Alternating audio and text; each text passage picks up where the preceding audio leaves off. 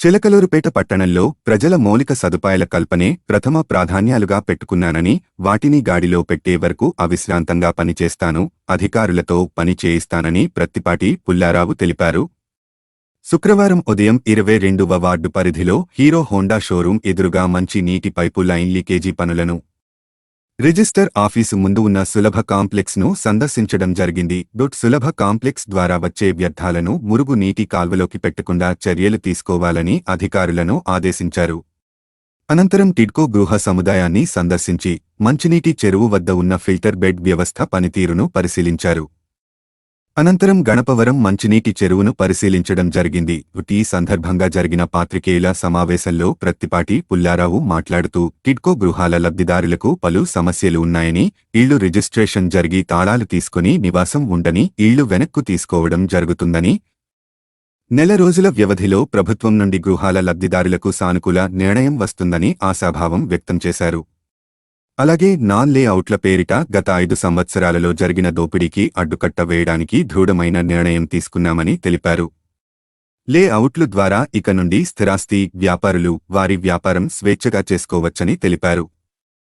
ప్రజలకు కూడా లేఅవుట్లలో ప్లాట్లు కొంటే అనుమతులు కూడా వెంటనే వస్తాయని తెలిపారు.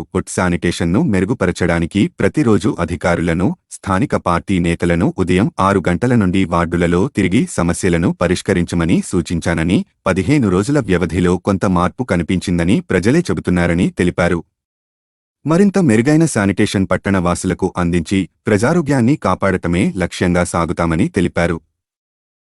టిడ్కో గృహాలలో అసాంఘిక కార్యక్రమాలు జరిగితే ఊరుకునేది లేదు, టిడ్కో గృహాలు అమ్ముకున్న ఊరుకునేది లేదు, అమ్మిన వారి దగ్గర నుంచి డబ్బులు రిటర్న్ చేస్తాం, ఎవరి వారికి ఇప్పిస్తాం, ప్రజలకు ఇబ్బంది లేకుండా చేస్తాం అన్నారు ఎమ్మెల్యే ప్రత్తిపాటి. టిడ్కో గృహాలను పరిశుభ్రపరుస్తాం, మిగతా గృహాలు నిర్మిస్తాం, అన్ని వసతులు కల్పిస్తాం, హాస్పిటల్, స్కూలు, పోలీస్ స్టేషన్ ఇక మొదలుగా అవసరాలన్నీ టిడ్కో గృహాలలో అన్ని వసతులు కల్పిస్తాం ఎమ్మెల్యే ప్రత్తిపాటి. టిడ్కో గృహాలు అమ్మాలని చూసినా కొనాలని చూసిన కఠినమైన చర్యలు తీసుకుంటాం, పేదవాడు జీవించే విధంగా గృహాలను నిర్మిస్తాం, ఒక స్మార్ట్ సిటీల టిడ్కో గృహాలను తయారు చేస్తాం అన్నారు మాజీ మంత్రివర్యులు ఎమ్మెల్యే ప్రత్తిపాటి పుల్లారావు. అనాథరైజ్డ్ లేఅవుట్లు వేయటం చట్టరీత్యా నేరం, అలా చేసి చిలకలూరుపేట ప్రజల్ని మోసం చేసి అన్యాయం చేస్తున్న వారిపై కఠిన చర్యలు తప్పవు అన్నారు. భూదందా చేసే వారిపై ప్రజల్ని మోసం చేసి అక్రమార్గంలో అనాథరైజ్డ్ లేఅవుట్లు అమ్మాలనుకున్న గతంలో అమ్మిన వారిపై కఠిన చర్యలకు సిద్ధం, ప్రజల్ని మోసం చేస్తూ మీ ఇష్టానుసారంగా భూదందా చేస్తే ఊరుకునేది లేదు. ప్రజలు సురక్షితంగా భూమి కొనుగోలు చేసుకోవాలి, చక్కగా గృహం నిర్మించుకొని అన్ని రోడ్లు, డ్రైనేజీలు, కాలువలు వచ్చే విధంగా సైట్ కొనుక్కోవాలి. ఇష్టానుసారంగా అనాథరైజ్డ్ లేఅవుట్లు వేసి అమ్మాలని చూస్తే క్షమించేది లేదు, అది మా పార్టీ వారైనా సరే ఊరుకునేది లేదు. అనాథరైజ్డ్ లేఅవుట్ గతంలో వేసి అమ్మిన వారిపై ఇక ముందు అమ్మాలనుకున్న వారిపై ఉక్కు పాదం మోపుతాం అంటూ మాజీ మంత్రివర్యులు ఎమ్మెల్యే ప్రత్తిపాటి పుల్లారావు హెచ్చరించారు. మార్పు కోసం మనం సైతం మీ సురేష్ బాబు మొఖమాటం, editor in chief, media buzz Telugu news channel, Andhra Pradesh. Chilakaluripet పట్టణంలో అన్నిటికీ మించి ప్రమాదకరమైనటువంటి పరిస్థితులు ఏంటంటే అనాథరైజ్డ్ లేఅవుట్లు ఎక్కువ ఉన్నాయి. అనాథరైజ్డ్ లేఅవుట్లు ఎవరు కూడా లేఅవుట్ పర్మిషన్ తీసుకోవట్లేదు. ఇది టౌన్ డెవలప్మెంట్కి చాలా ప్రమాదకరంగా తయారైంది. నువ్వు ఎంత లేఅవుట్ వేసుకున్నా మున్సిపల్ కానీ పల్నాడు అర్బన్ డెవలప్మెంట్ అథారిటీతో కనుక పర్మిషన్ తీసుకుంటే పట్టణం అభివృద్ధి చెందేటువంటి అవకాశం ఉంది. జరుగుతున్న పరిణామాలు ఏంటంటే గత పాలకుల యొక్క చేతగాంతనం అనాలన్నా, గత పాలకుల యొక్క అవినీతికి పాల్పడటం అనాలన్నా, గత పాలకుల యొక్క నిర్లక్ష్యం అనాలన్నా, భవిష్యత్తు గురించి ఆలోచించకపోవడం అనాలన్నా, అన్నీ అనాథరైజ్డ్ లేఅవుట్లే ఉన్నాయి. దీనివల్ల ఏమైందంటే పట్టణంలో అభివృద్ధికి ఇది పూర్తిగా ఆటంకం కలిగిస్తూ ఉంది. ఇది నేను ముఖ్యమంత్రి గారి దృష్టికి కూడా తీసుకువెళ్ళి అనాథరైజ్డ్ లేఅవుట్లు రాష్ట్ర వ్యాప్తంగా నిలువరించాల్సినటువంటి అవసరం ఉంది. పట్టణాలు అభివృద్ధి చెందాలంటే ఆథరైజ్డ్ లేఅవుట్లు ఉండాలి. దానికి కావాల్సిన రోడ్స్ కానీ, డ్రైన్స్ కానీ, లైట్స్ కానీ, డ్రింకింగ్ వాటర్ ఫెసిలిటీ కానీ, పార్క్ ఫెసిలిటీ కానీ అన్నీ ఉండేటువంటి అనుమతులతో ఉండేటువంటి లేఅవుట్లు ఏ పట్టణానికైనా అభివృద్ధి చెందేటువంటి పట్టణాలకి ఇది అవసరం. ప్రాథమికంగా మౌలికంగా ఇది అవసరం. జగన్మోహన్ రెడ్డి పాలనలో ఇవి కనుమరుగైపోయినాయి. 5 ఏళ్లలో చిలకలూరుపేట పట్టణంలో లేఅవుటే లేదు. చిలకలూరుపేట పట్టణంలో 5 ఏళ్లలో లేఅవుట్ అనేది లేదు. దీనివల్ల ఏమవుతుంది, ఎక్కడ కూడా టౌన్ డెవలప్మెంట్ అయ్యేటువంటి అవకాశం లేదు. కాబట్టి దీని మీద ఆథరైజ్డ్ లేఅవుట్లు పర్మిషన్ తీసుకోండి. ఏ రాజకీయ నాయకుడు గడప తొక్కాల్సిన పని లేదు, ఏ మీడియాకు భయపడాల్సిన అవసరం లేదు. ఆథరైజ్డ్గా అన్ని అనుమతులతో తీసుకుంటే పబ్లిక్, ఎందుకంటే సన్న చిన్న మధ్యతరగతి వాళ్ళని మోసం చేయకుండా ఆథరైజ్డ్ లేఅవుట్ అయితే కొన్న వెంటనే ఇల్లు వారి స్థాయిని బట్టి ఇల్లు కట్టుకునే అవకాశం ఉంటుంది. ఇప్పుడు కూడా చిలకలూరుపేటలో భావనార్ ఋషి నగర్లో రోడ్డు లేనటువంటి ఇళ్ళు కట్టిన ఇళ్ళు ఇప్పుడు కూడా ఉన్నాయి. ముందు చూపు లేకుండా భవిష్యత్తు ఆలోచించకుండా లేఅవుట్లు వేస్తే కొనుక్కున్న వాళ్ళు నష్టపోయే ప్రమాదం ఉంది. చిలకలూరుపేటలో అదే జరుగుతూ ఉంది. రాష్ట్ర వ్యాప్తంగా జగన్మోహన్ రెడ్డి పాలనలో అదే జరిగింది. ఇది చంద్రబాబు గారి దృష్టికి తీసుకెళ్ళాము, నారాయణ గారి దృష్టికి కూడా.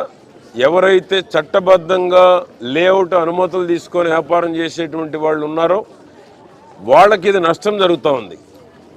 ఎందుకు, అనాథరైజ్డ్ లేఅవుట్లు అమ్ముకునేటువంటి వాళ్ళ దెబ్బకి అనుమతులు తీసుకొని అమ్ముకునేటువంటి వాళ్ళకి రేటు వ్యత్యాసం ఉంటుంది కాబట్టి వెనకబడిపోతూ ఉన్నారు. కానీ ఇక్కడ మోసపోతూ ఉన్నారు. గవర్నమెంట్ అనుమతులు తీసుకున్న లేఅవుట్లకి ప్రజలు జాగ్రత్తగా ఉండాల్సినటువంటి అవసరం ఉంది. ఎందువల్లంటే ఎవరైతే అనుమతులు తీసుకొని లేఅవుట్లు అమ్ముతున్నారో అది ప్రజల్ని రేపు భవిష్యత్తులో ఇల్లు కట్టుకోవాలన్నా ఏ అనుమతులు వచ్చేటువంటి అవకాశం ఉండదు. అనుమతులు రావచ్చేమో కానీ డెవలప్ అవ్వదు. 33% కట్టించుకుంటారు, ఆ ఇంటికి ఇస్తారు, కానీ అక్కడ డెవలప్మెంట్ వచ్చే అవకాశం లేదు. అంతే కదా కమిషనర్ గారు? కాబట్టి అప్రూవ్డ్ లేఅవుట్స్కి అలవాటు పడాలి. అప్రూవ్డ్ లేఅవుట్స్ వస్తే డెవలప్ అయ్యేటువంటి అవకాశం ఉంది.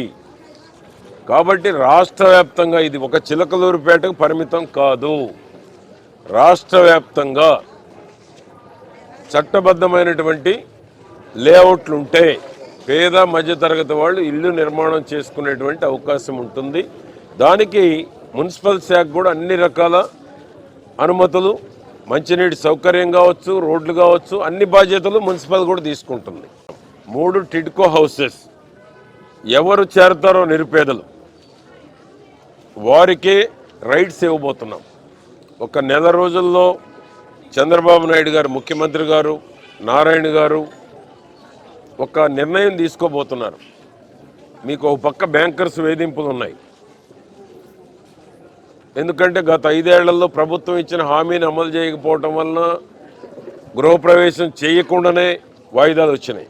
ఒక పక్క ఏమో రెంట్లో ఉంటున్నారు, ఒక పక్క వడ్డీలు కడుతున్నారు, మరో పక్క ఏమో బ్యాంకు మా వాయిదాలు కట్టమని తిరుగుతూ ఉన్నారు. వీటన్నిటి మీద ఒక నెలలో నిర్ణయం తీసుకోబోతూ ఉన్నారు చంద్రబాబు గారి ప్రభుత్వం. ఇది ప్రజాప్రభుత్వం. పల్లెటూరులో 3 సెంట్లు, పట్టణాల్లో 2 సెంట్లు, ఇంటికి 4 లక్షలు కట్టుకునేటువంటి వాళ్ళకి ఫెసిలిటీ ఇవ్వబోతూ ఉంది. అదేవిధంగా ఈ టిడ్కో ఇళ్లల్లో 5,500 ఫౌండేషన్ వేసింది 2,000 కదా, 1000 ఫస్ట్ 4,512. ఈ 6,512 ఇళ్ళు సుమారు 25,000 మంది ఇక్కడ నివసించేటువంటి దానికి అన్ని రకాల సౌకర్యాలు కల్పించబోతున్నాం. పోలీస్ పోస్ట్ పెట్టించాం రాగానే. ఇక్కడ ఇల్లీగల్ యాక్టివిటీస్ అన్నీ కంట్రోల్ చేస్తున్నారు పోలీస్ డిపార్ట్మెంట్. బస్ ఫెసిలిటీ చేయబోతున్నాం. ఇక్కడే రాబోయే రోజుల్లో స్కూలు, హాస్పిటలు, స్టోర్సు అన్ని ఫెసిలిటీస్ ఇవ్వబోతున్నాం. ఫోన్ ఫెసిలిటీ ఇవ్వబోతున్నాం. ఒక నెల రోజుల్లో 50,000 కట్టిన వాళ్ళు ఏంటి, 1,00,000 కట్టిన వాళ్ళు ఏంటి, అదేవిధంగా ఈ బ్యాంకర్స్ ఒత్తిళ్ళు ఏ విధంగా గవర్నమెంట్ ఒక డైరెక్షన్ ఇవ్వబోతూ ఉంది. పేదవాడికి భారం కాకుండా ఉండే నిర్ణయం ఒక నెల రోజుల్లో తీసుకుంటారు. ఎవరు ఆందోళన పడాల్సిన అవసరం లేదు.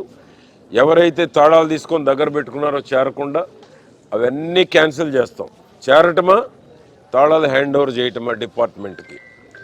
ఎవరు చేరితే వాళ్ళకి, రెడీమేడ్గా చేరేటువంటి వాళ్ళకి రైట్స్ ఇవ్వబోతున్నాం.